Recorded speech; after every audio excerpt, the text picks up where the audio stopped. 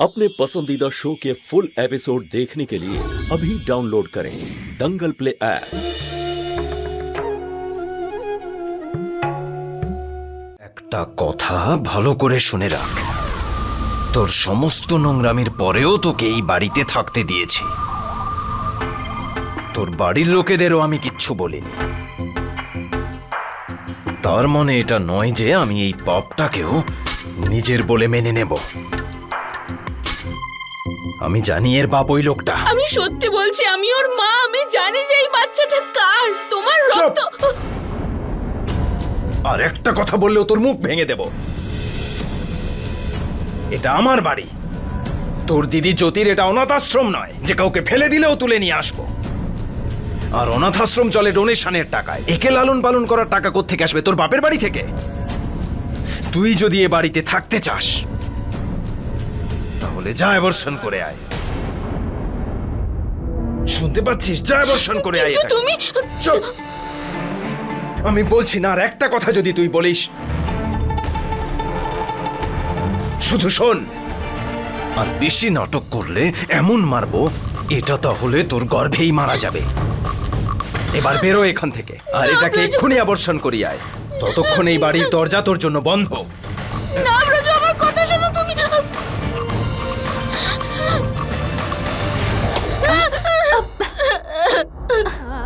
আরে কি হয়েছে? ওই দিনকে ওর বাড়িওয়ালা সব জিনিস বাইরে বার করে দিয়েছিল, আর আজকে মনে হয় স্বামীর সঙ্গে ঝগড়া হয়েছে ওর। রোজ রোজ ওকে কত কিছু না সহ্য করতে হচ্ছে। তুমি জানো, কিছু লোক মুখ দিয়ে আইসক্রিম খায়, আর কিছু লোকের আইসক্রিম খাওয়ার একদম অন্যরকম ধরন থাকে। আমি কিছু বুঝলাম না। মানে কয়েকজন নিজেদের নাককেও খাওয়ায়।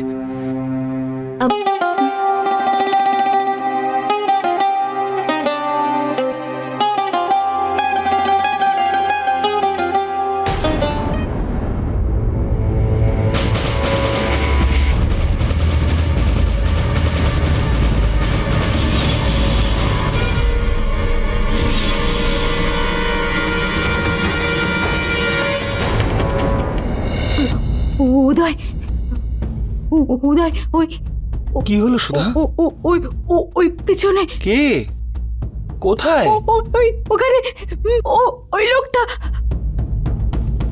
সুধা, ওখানে কেউ নেই। সুধা, দেখো দেখো একবার। আমাকে বলো কি হয়েছে, কি ব্যাপার? উদয়, আমার খুব ভয় লাগছে। ওই ওই লোকটা যে কাল বাইকের সামনে এসেছিল, ওই লোকটাকে দেখলাম আমি। সুধা? ও আমার দিকে তাকিয়েছিল। সুধা, এখানে তো কেউ নেই, তুমি নিজেই দেখো। দেখো, তোমার নিশ্চয়ই কিছু একটা ভুল হচ্ছে। না উদয়, ও সেদিন আমার বাড়িতে ফোন করেছিল, আমাকে হুমকি দিয়েছে যে আমার চেহারা খারাপ করে দেবে। সুধা, তোমার কিচ্ছু হবে না, আমি আছি তো। আমাকে বাড়ি নিয়ে চলুন, আমার খুব ভয় লাগছে। চলো, আমি তোমাকে বাড়ি নিয়ে যাচ্ছি, কিচ্ছু হবে না তোমার। চলো। আরে ধনো ধান্যে পুষ্পে ভরা আমাদের এই বসুন্ধরা। মাগো, চুপ কর বলছি। তোর এখন গান গাইতে ইচ্ছা করছে? হ্যাঁ, তোকে পুলিশের হাত থেকে বাঁচিয়েছি, এখানে কাজ দিয়েছি, তাও তুই মুখ বুজে চুপচাপ কাজ করতে পারবি না, তাই না? দে দে, এখন এগুলো বলছি, দে আমাকে, দে বলছি। কোন গয়না? জ্যোতি বৌদির গয়না। আর আমি জানি ওগুলো তুই চুরি করেছিস। সত্যি বলছি, আমি মা দুর্গার দিব্যি খেয়ে বলছি, আমি কোনো গয়না চুরিই করিনি। না, আমি তোকে বিন্দুমাত্র বিশ্বাস করি না। আমার মাথার দিব্যি খেয়ে বল বল যে তুই গয়না চুরি করিসনি। আমি তোমার মাথায় হাত রেখে দিব্যি করে বলছি, আমি কোনো গয়না নিইনি। আমি তোমাকে কথা দিয়েছিলাম না যে তুমি যদি আমাকে কাজ দাও তাহলে আমি চুরি করা বন্ধ করে দেব। আমি সত্যি বলছি, আমি কিচ্ছু করিনি। আচ্ছা, এখন যদি তুই গয়না না নিস তাহলে কোথায় গেল সেগুলো?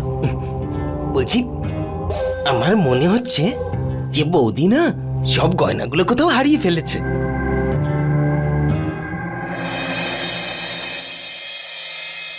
আপনার বাচ্চা তো একেবারে সুস্থ আছে, কেন অ্যাবর্শন করতে চাইছেন? ওই আসলে আমার পার্সোনাল কিছু প্রবলেম রয়েছে, আর এই বাচ্চা আমি এখন মানুষ করতে পারবো না। আমি বুঝতে পারছি, যদি আর্থিক সংকট থাকে তাহলে একটা বাচ্চাকে জন্ম দেওয়ার সিদ্ধান্ত নেওয়াটা খুব মুশকিল। ঈশ্বরের উপরে ভরসা রাখুন। যখন উনি স্বয়ং আপনাকে এই দায়িত্ব দিয়েছেন তখন উনিই পথ দেখাবেন। আমি একজন ডক্টর, তবু আমি বিশ্বাস করি যে প্রত্যেক বাচ্চা তার ভাগ্য নিয়ে জন্মায়। আপনার পরিবারে আরও অন্য কেউ আছেন যিনি আপনাকে সাহায্য করতে পারেন। ডক্টর, যে কোনো মা যতই গরিব হোক না কেন নিজের সন্তানকে মানুষ করতে পারে, কিন্তু আমি আমার সন্তানকে রাখতে পারবো না। আপনি বুঝতে পারছেন না? আপনি আমার কথা বুঝতে চাইছেন না। দেখুন, আপনার বয়স এখনো অনেক কম। এর আগেও আপনি একটা অ্যাবর্শন করিয়েছেন। এইভাবে দ্বিতীয়বার অ্যাবর্শন করতে গেলে আপনার প্রাণ নিয়ে সংকট হতে পারে। যেহেতু আমি একজন ডক্টর, তাই এই পরামর্শ আমি দেব না, আর আমি অ্যাবর্শনও করতে পারবো না। আপনি আপনার স্বামীর সঙ্গে ভালো করে কথা বলুন, উনিও বুঝতে পারবেন। একজন স্ত্রীলোকের মা হওয়া আর একজন পুরুষের বাবা হওয়া কত বড় সৌভাগ্যের ব্যাপার। অনেকেই এই সৌভাগ্য পায় না।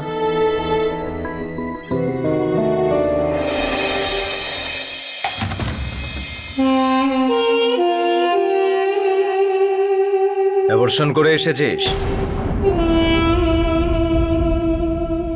বল, উত্তর দিচ্ছিস না কেন?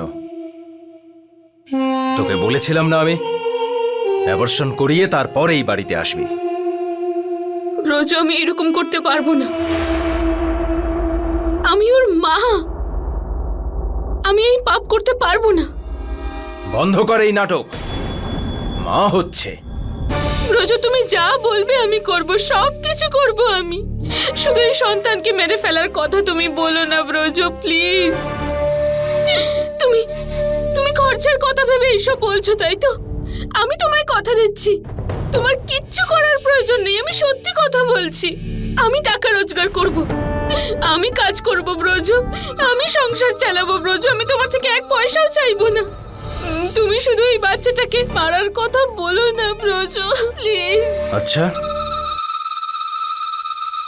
তাহলে ঠিক আছে, কিন্তু আমার থেকে কিচ্ছু আশা করবি না, বুঝতে পারছিস তুই?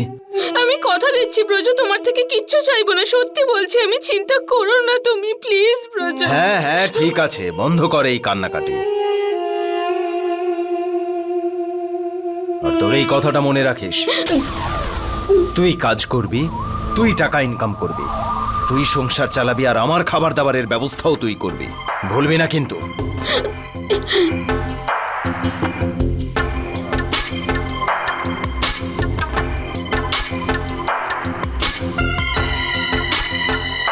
চল, টাকার জন্য অন্তত আর প্রতিদিন তো কথা শুনতে হবে না। ভালোই হয়েছে।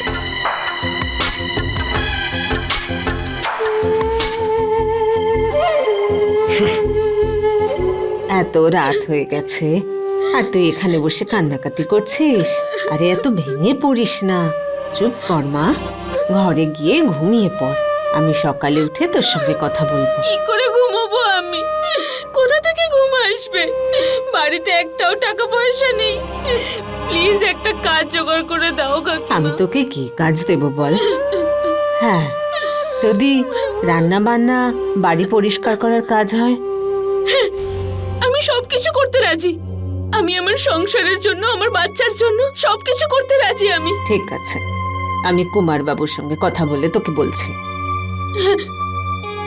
কিন্তু কিন্তু এই কথাটা প্রতিবেশীরা যেন কেউ জানতে না পারে কাকিমা। ব্রজরও খুব লজ্জা লাগবে। তুই একদম চিন্তা করিস না, কেউ কোনো কথা জানতে পারবে না। সকালবেলায় আমার সঙ্গে যাবি তুই। কুমার বাবুর বউয়ের একজন কাজের লোকের দরকার। যদি ভগবান চান তাহলে তোর কাজটা হয়ে যাবে।